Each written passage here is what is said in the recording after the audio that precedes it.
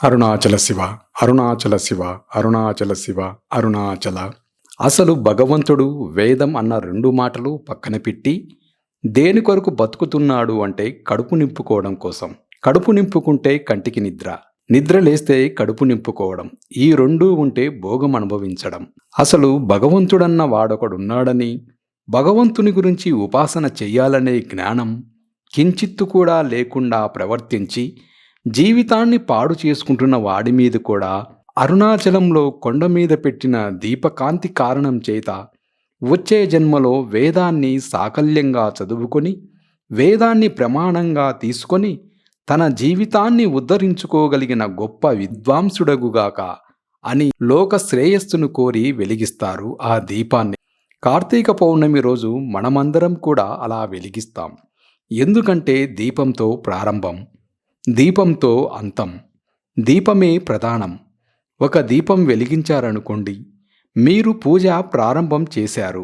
నీరాజనమన్న జ్యోతి వెలిగించారనుకోండి, అయిపోయింది పూజ. ఒక దీపం వెలిగిస్తే పూజ ప్రారంభం చేశారు. ఎందుకని?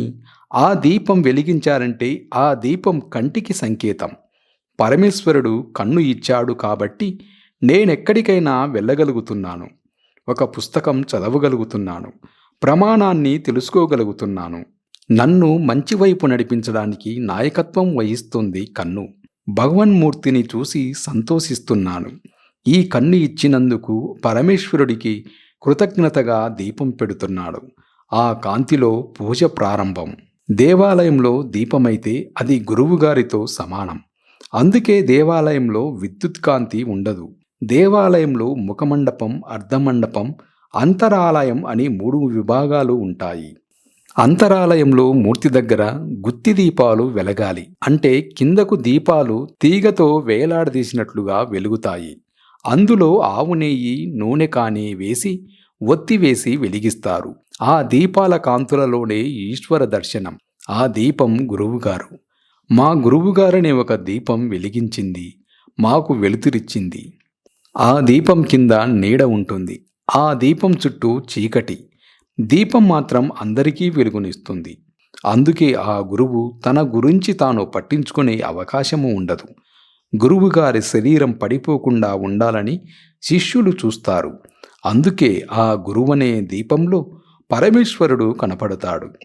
ఈశ్వరానుగ్రహం చేత గురువు లేని నాడు ఈశ్వరుడు కనపడడు. అందుకే ఆ గురువే దీపం. అంతరాలయంలో ఈశ్వర సన్నిధానంలో దీపమై వెలుగుతున్నారు. అందుకే భాగవతంలో కృష్ణ పరమాత్మను మించిన గురువు లేరు, జగద్గురువు అన్న గొప్ప మాట ఆయనకి అన్వయమైంది. అందుకే కృష్ణం వందే జగద్గురుం అంటాం. అటువంటి కృష్ణ పరమాత్మ కూడా పాఠం నేర్చుకున్నాడు. ఎవరి దగ్గర? ఆయన పేరు కూడా దీపమే. ఆ గురువుగారి పేరు సాందీపని. దీపింపజేసేవాడు, ప్రకాశింపజేసేవాడు. చీకట్లో ఉండిపోయిన వాడికి ఏది తెలుసుకోవాలో అది తెలుసుకునేటట్లు చెప్పి దాన్ని చూడగలిగే ప్రజ్ఞ ఇవ్వగలిగినవాడు.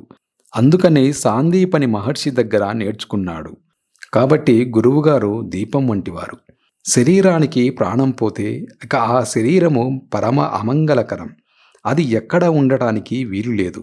కనీసం అది ఉన్నంతసేపు దానిలోని జ్యోతి పోయింది కనుక దాని తలకట్టున ఒక జ్యోతి పెట్టి దాని మీద పసుపు, కుంకుమ, అక్షత, పువ్వు వేస్తారు. ఆ దీపమే ఆయన ఆత్మ అని అందులోకి ఆవాహన చేసి ఉంచుతారు. ఉంచి ఆ శరీరం వెళ్ళిపోయింది అంటే ఆ దీపాన్ని పక్కకు తీస్తారు. ఆఖరికి అక్కడి నుంచి తిరిగొచ్చాక కూడా దీపదర్శనమే.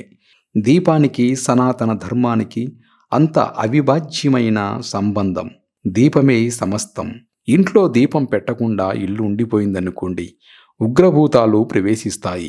కటిక చీకటి ఉండకూడదు.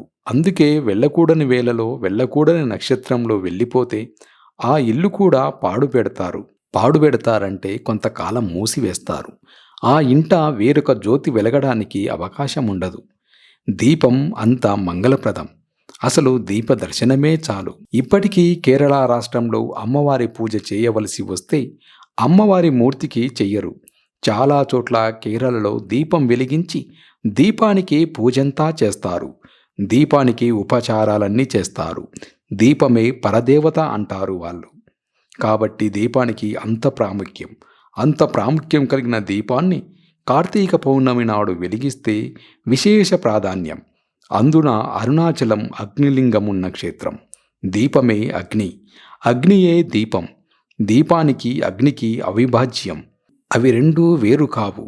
ఒత్తి చివర వెలుగుతున్న ఆ దీపం అగ్నిహోత్రం. దీపానికున్న లక్షణం, అది ఇంకొక దీపాన్ని వెలిగిస్తుంది.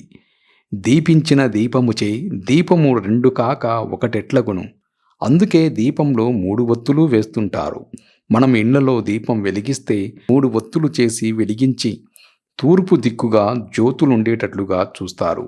ఇల్లు అభివృద్ధిలోకి రావాలనుకున్న వాళ్ళు, ఇల్లు సుఖ సంతోషాలతో ఉండాలనుకున్న వాళ్ళు, అలాగే వ్యాపార సంస్థలు జయప్రదంగా ఉండాలనుకున్న చోట్ల దీపాన్ని 3 ఒత్తులతో వెలిగించి ఆ 3 ఒత్తుల దీపము తూర్పు ముఖంగా వెలగాలి.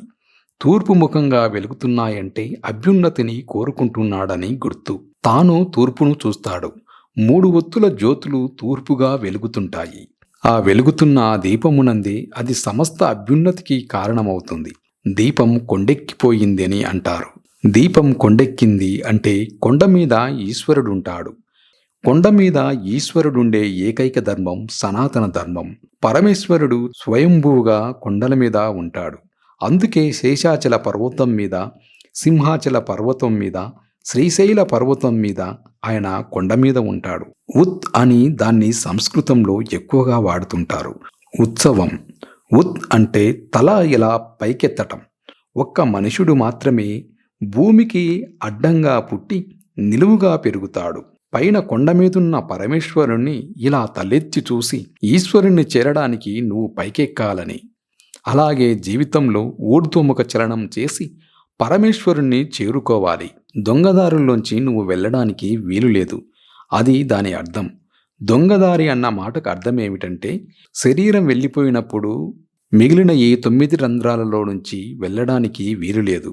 2 కళ్ళు, 1 ముక్కు, 2 చెవులు, 6వది నోరు, 7 మలద్వారం, 8 మూత్రద్వారం, 9 అసంఖ్యాకములైన శ్వేతరంధ్రాలు. వీటిలోంచి బయటకు వెళ్ళడానికి వీలులేదు. ఒకే ఒక్క తలుపు ఉంటుంది, నిర్గమ ద్వారం. అదే బ్రహ్మరంధ్రం. అందుకే ఇక్కడ శిఖ ఉంటుంది. ఆ బ్రహ్మరంధ్రం పగిలి అందులో నుంచి నిర్గమించాలి.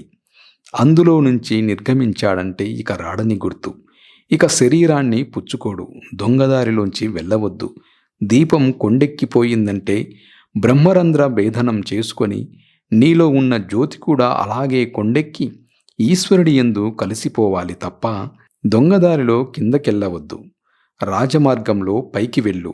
అందుకే దేవాలయానికి వెళితే అంతరాలయానికి బయటికి వెళ్ళిపోయే ద్వారమూ ఉండదు.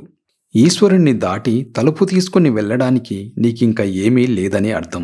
ఈశ్వరుడే చివరి హద్దు. అందుకే అక్కడికి వెళ్ళి చూసి వెనక్కి వస్తారు. పృష్ఠభాగం చూపించకుండా వెనక్కి వచ్చి బయట కూర్చోవాలి. కూర్చొని ధ్యానం చేయాలి. తానేం చూశాడో దానియందు మనసు లగ్నం చెయ్యాలి. అంటే జీవితంలో చిట్ట చివరి ప్రయోజనం ఆ ఈశ్వరుని యందు ఐక్యమైపోవడమే తప్ప దాటడానికి లేదు. దాటి వెళ్ళిపోవడానికి ఇంకొకటి లేదు. ఈశ్వరుణ్ణి దాటి వెళ్ళిపోయి ఇంకొక చోటికి వెళ్ళడానికి నీకు మార్గము లేదు. అదే అంత్యం. అదే మనుష్య జీవితంలో ప్రయోజనం.